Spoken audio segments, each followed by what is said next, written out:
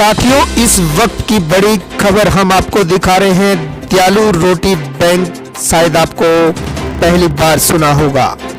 जिला यमुनानगर का यह एक ऐसा बैंक है जहां पर हर एक व्यक्ति की जरूरत के लिए भोजन यहां पर मिलता है।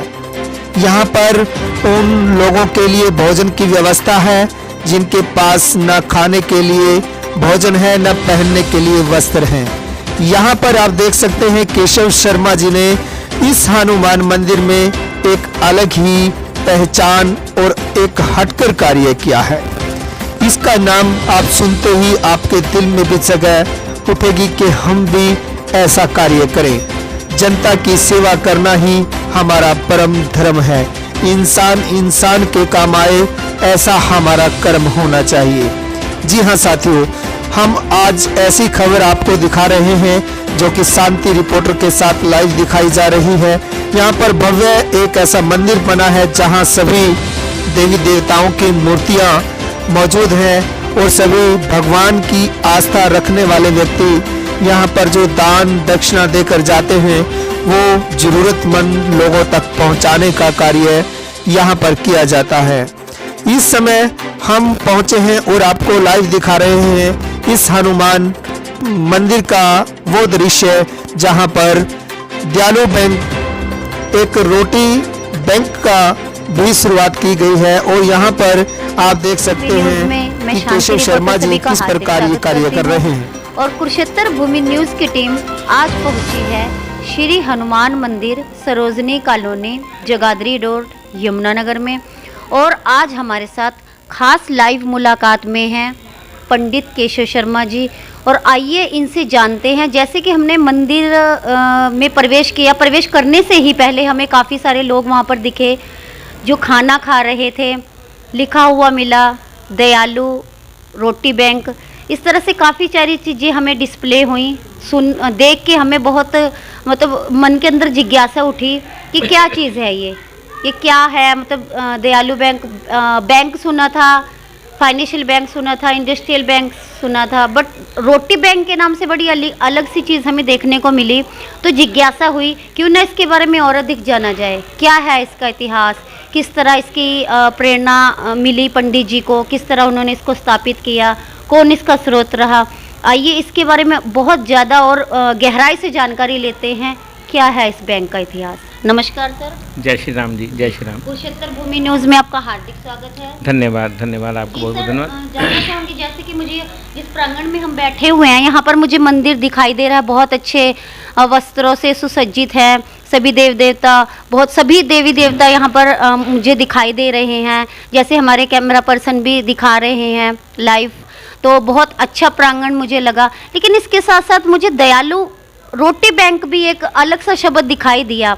जिज्ञासा हुई क्या है। तो मैं जानना चाहूँगी सर, इसके बारे में आप हमें अच्छे से बताएं क्या है इसकी जो नींव किस तरह पड़ी इस बैंक की। वैसे तो इस मंदिर की स्थापना 1972 में हुई थी। ब्रह्मलीन पूजनीय दयालु जी महाराज ने इस मंदिर की नींव रखी थी और उन्हीं के द्वारा लगाया हुआ पौधा, जो बीज उन्होंने लगाया था, आज वृक्ष बनकर सबको फल दे रहा है और हम सब भी इसके फल खा रहे हैं। उनकी शुरू से इच्छा थी कि कोई मंदिर में भंडारा कीर्तन ये सब चलता रहे। 4 साल पहले हमने हर मंगलवार को भगवान हनुमान जी की प्रेरणा से भंडारा करने का संकल्प लिया था और जो हर मंगलवार को भंडारा चलता रहता था। लेकिन कई बार हमारे पास ऐसे भूखे लोग बीच में आ जाते थे जो भूखे होते थे और हमारे से भोजन मांगते थे, और कई बार हम असमर्थ होते थे कि उनकी भूख कैसे मिटाई जाए। इतने में ही मैंने एक दिन देखा कि हम जहाँ पर गौ सेवा चलाते हैं वहाँ पर कुछ बासी टूटी फूटी रोटियाँ पड़ी थी और कुछ बच्चे उठाकर वहाँ पर खा करके अपनी भूख मिटा रहे थे। बस तभी से ये संकल्प था कि कोई ऐसा दिन हो, कोई ऐसा दिन आए कि हम रोज़ भंडारा चलाएं। एक बार मैंने YouTube पर भी गुजरात में एक ऐसा कोई रोटी बैंक देखा था जिसमें कुछ महिलाएं अपने घरों से रोटी लेकर वहाँ पर दे रही हैं और वो आगे गरीबों में बांटी जा रही है। इसी को प्रेरणा लेते हुए हमने इसी साल 1 जनवरी 2020 से ये दयालु रोटी बैंक की स्थापना की पूजनीय दयालु जी महाराज की स्मृति में। और फिर हमने लोगों से निवेदन किया कि वो कुछ ना कुछ खाना बनाकर घर से लाएं और यहाँ पर दे दें। हमने जो शादी ब्याहों में, होटलों में जो खाना बचता है, उनसे भी निवेदन किया कि जो खाना आपके पास बच जाता है और खाने लायक स्थिति में है, वो आप फेंके मत, आप हमें दें, हम उनसे गरीबों का पेट भरेंगे। ये चलता रहा। आगे जाकर कोरोना काल आया और सारी तरफ लॉकडाउन हो गया। अब हमारे सामने दूसरी समस्या थी कि लोग पहले से और ज़्यादा भूखे हो गए, बेरोजगार हो गए। सबको जो कमा खा भी रहे थे उनके भी सब साधन बंद हो गए और सब यहाँ पर अपनी आस में यहाँ पर आने लगे कि यहाँ पर तो भूखों को भोजन अवश्य मिलेगा। तब हमने निर्णय लिया कि अपने आप खाना बनाएंगे और जितने भी लोग खाना खाना चाहते हैं उनको देंगे। और ऐसी प्रभु की कृपा बरसी कि 2-2 किलोमीटर यहाँ पर भोजन करने के लिए लाइन लगती थी और सभी के सभी लोग पूरी तरह तृप्त होकर खाना खाकर जाते थे। अब धीरे धीरे हालात सामान्य हो रहे हैं, लोगों के कामकाज लग गए। अभी भी 400-500 लोग प्रतिदिन यहाँ पर मंदिर में दयालु रोटी बैंक में खाना खाने आते हैं और उनमें से ज़्यादातर वो लोग हैं जिनके आगे पीछे कोई भी नहीं है।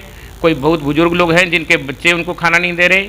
उन सब के लिए रोज़ ताज़े भोजन की 2 समय की व्यवस्था हमारा दयालु रोटी बैंक करता है। जी, तो सर जो ये व्यवस्था यहाँ पर की जाती है सर भोजन के लिए, तो जैसे कि आपने बताया हमें 300 या 400 लोग सुबह और शाम की शिफ्ट में खाना खाते हैं, तो सर ये जो खाना है किस किस माध्यम से मिल जाता है और इसके लिए आप कोई प्रचार वगैरह करते हैं भी? अगर कोई हमें दानदाता मिल जाए तो इस तरह से हमारी सहायता, हमारे मतलब इस भोजन का जो हमने एक बैंक चलाया हुआ है जिसे हमने नाम दिया है बैंक का, रोटी बैंक का, तो ये सुचारू रूप से कार्य चलता रहे। देखिए, हमने एक प्रण साथ ही जब ये रोटी बैंक की स्थापना की थी कि हम भोजन के लिए या सहायता के लिए हम किसी से याचना नहीं करेंगे। अगर हम याचना करेंगे तो अपने हनुमान जी महाराज से ही करेंगे और वही लोगों को प्रेरणा देते हैं। और हमारी कोई मेंबरशिप नहीं है, हम किसी से कोई डिमांड नहीं करते। अपने आप ही श्रद्धालु आकर हनुमान जी की कृपा से यहाँ पर अपना कोई राशन दे के चले जाते हैं, कोई बना बनाया भोजन भी लेकर आते हैं, कोई हमारे को पैसे से सेवा कर देते हैं। लेकिन आज तक हमारे पास कोई भी कमी नहीं है। और अगर कोई कहीं से दान अगर नहीं भी मिलेगा तो हम कम से कम 6 महीने साल तक आगे तक खाना, हम इतना हमारे पास भगवान की कृपा से है कि हम चला कर रखते हैं उसको। बहुत अच्छी सर जानकारी दी और हमारे चैनल के माध्यम से बहुत अच्छा एक जन संदेश जाएगा कि एक रोटी बैंक भी है यमुनानगर में जो भूखे लोगों को, बेसहारा लोगों को रोटी, क्योंकि रोटी और खाना इंसान की बेसिक ज़रूरत है, सबसे पहले उसे खाना चाहिए। तो सर जिस तरह आपने बताया प्रेरणा मिली, आपके पिताजी के थ्रू आपको ये प्रेरणा मिली, तो इसके साथ जिस तरह से मंदिर है सर, मंदिर का जो रख रखाव वगैरह है वो कौन देखता है? उसके लिए हमारी हनुमान मंदिर सेवा समिति बनी हुई है, वही दयालु रोटी बैंक भी देखती है, वही इस मंदिर की सारी व्यवस्था को भी संभालती है। और भगवान की दया से हमारा ये उद्देश्य है कि किसी को भी मंदिर में जब जाएं तो आस्था जगे और उन्हें एक संदेश यहाँ से मिले कि जो मंदिर है वो केवल पैसा या दान दक्षिणा लेने के लिए नहीं है, वो सेवा के लिए भी है। ये हमने अपने सिख भाइयों से प्रेरणा ली कि जितना भी हो सके अपने हाथ से हम कोई ना कोई सेवा करते रहें।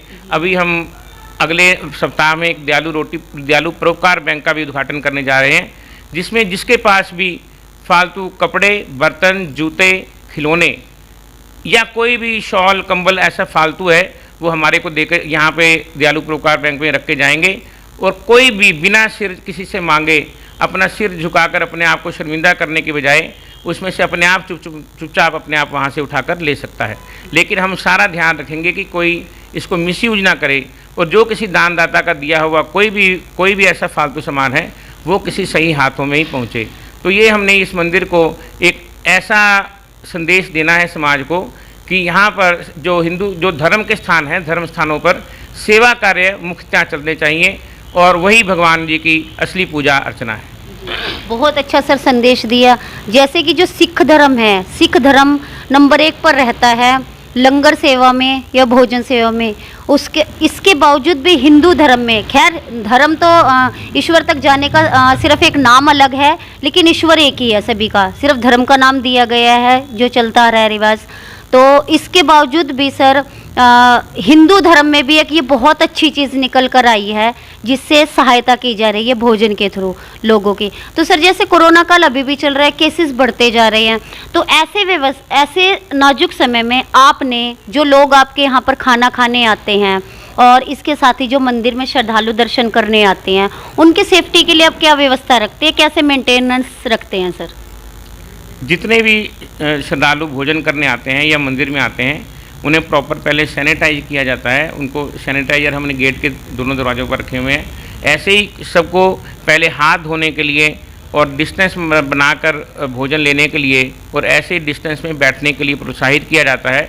और अगर कोई गरीब लोग ऐसे हैं जो यहाँ पर तो हाथ धो लेंगे, लेकिन घर में उनकी व्यवस्था नहीं है, तो उन्हें हम समय समय पर साबुन, मास्क और सैनिटाइज़र जो भी हमारे से उपलब्ध हो सकता है, उन्हें घर के लिए भी प्रोत्साहित करते हैं। और भगवान की कृपा से जो झुग्गी झोंपड़ी बस्ती के लोग जो पहले कभी हाथ धोकर खाना नहीं खाते थे, जिनको ये सब साफ़ सफाई का, ये सैनिटाइज का महत्व नहीं पता था, अब वो भी बच्चे आके बताते हैं कि हम अपने घर में अपने माता पिता को भी प्रोत्साहित करते हैं कि पहले आप हाथ धो फिर भोजन करो। तो इससे हम जितना भी हो सकता है हम उसको कोरोना काल में हम लोगों को अवेयरनेस पैदा करने की कोशिश कर रहे हैं। और अब जैसे बीमारी दोबारा बढ़ रही है, तो अब हम सबको मास्क भी और दोबारा से जो नियम सरकारी नियम है वो सबका पालन करने के लिए कह रहे हैं। मतलब जिस तरह से सर आपका बैंक शुरू करा गया है, तो अगर इंसान प्रेरणा लेना चाहे तो किसी भी छोटी चीज़ से प्रेरणा लेकर वो अगर अपने उसके मन में जिज्ञासा हो कि मुझे ये कार्य करना है, लगन हो, दृढ़ संकल्प हो, तो वो कोई भी कार्य ऐसा नहीं है जो मुमकिन ना हो, उसे वो पूरा कर सकता है।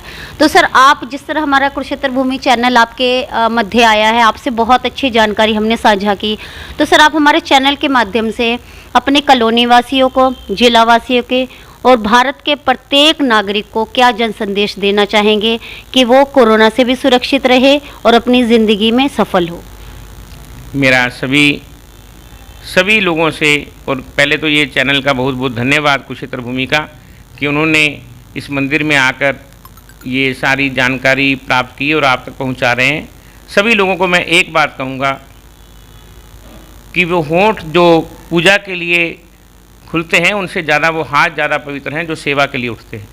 ये हमारे साधु संतों ने बाइबल में, गुरबानी में, कुरान में, हर धर्म में कहा है। तो आपने अगर जीवन में तरक्की करनी है तो आपके अड़ोस पड़ोस में सारी दुनिया तक जाकर भंडारे करने की ज़रूरत नहीं है, सेवा करने की ज़रूरत नहीं है। आपके आसपास के क्षेत्र में अगर कोई भी भूखा प्यासा है, कोई भी ज़रूरतमंद है, अगर आप उसकी सेवा ही कर लें तो जीवन में अपने सामर्थ्य के अनुसार, तो उससे जीवन में आपको कोई तरक्की के मार्ग पर जाने से नहीं रोक सकता। तो परमात्मा का आशीर्वाद आपको अवश्य मिलेगा। धन्यवाद। बहुत बहुत धन्यवाद सर, आपने हमारे चैनल के माध्यम से बहुत अच्छी जानकारी साझा करी। बने रहिए कुरुक्षेत्र भूमि न्यूज़ में रिपोर्टर शांति और कैमरा पर्सन आकाश के साथ। आगे भी हम आपको ऐसे ही धार्मिक तथ्यों से जुड़ी बहुत अच्छी जानकारी साझा करते रहेंगे और नई न्यूज़ से अपडेट करते रहेंगे। बने रहिए कुरुक्षेत्र भूमि न्यूज़ में। धन्यवाद।